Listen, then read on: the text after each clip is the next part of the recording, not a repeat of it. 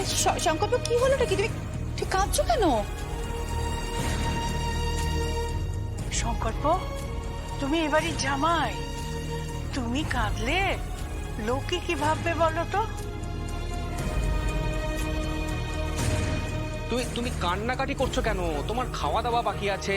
তুমি চলো, খেতে চলো প্লিজ। তুমি খেতে চলো। কাকুন কাকুন চলো খেতে চলো। বড়দি বড়দি চলুন, খেতে চলুন, সবাই খেতে চলুন।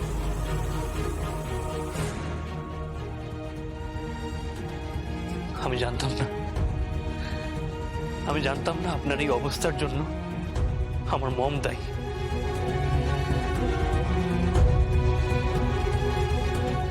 আমি এটাও জানি না যে আমার মম এরকম কাজ কেন করেছেন, কিন্তু আমার লজ্জা করছে। আর এই কথাটা কাকনের মা জানতেন। আপনি তো জানতেন।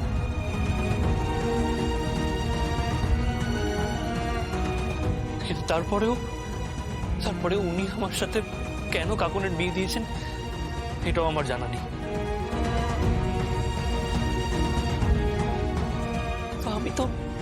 আমি তো আপনার অপরাধী হয়ে থেকে গেলাম বলুন। কিন্তু আমি তো আমার মমকে ঘৃণা করতে পারবো না। বিশ্বাস করুন, আমার মম অপরাধী নয়। আমার মম খারাপ নয়। আমার মম খুব ভালো। আমার মম কারো প্রাণ নিতে পারে না। আমার মম তো ডক্টর। উনি তো মানুষের জীবন বাঁচান।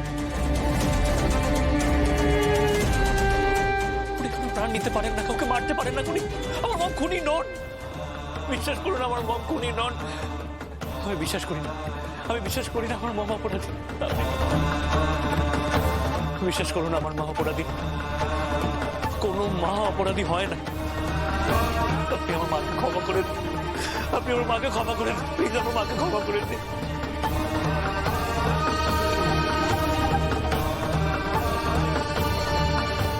কি করছো কি?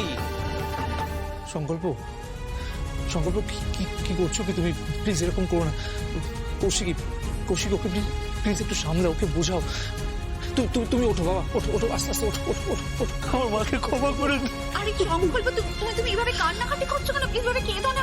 কি হচ্ছে যে কি সব? কাঁদছো কেন? আমি এই বোঝাটা আর নিতে পারছি না। আমার খুব কষ্ট হচ্ছে। একটা অদ্ভুত গ্লানি সারা মনে আমার খুব কষ্ট হচ্ছে। আমি আমার মাকে তো ঘৃণা করতে পারছি না। আমি আমার মাকে খুব ভালোবাসি।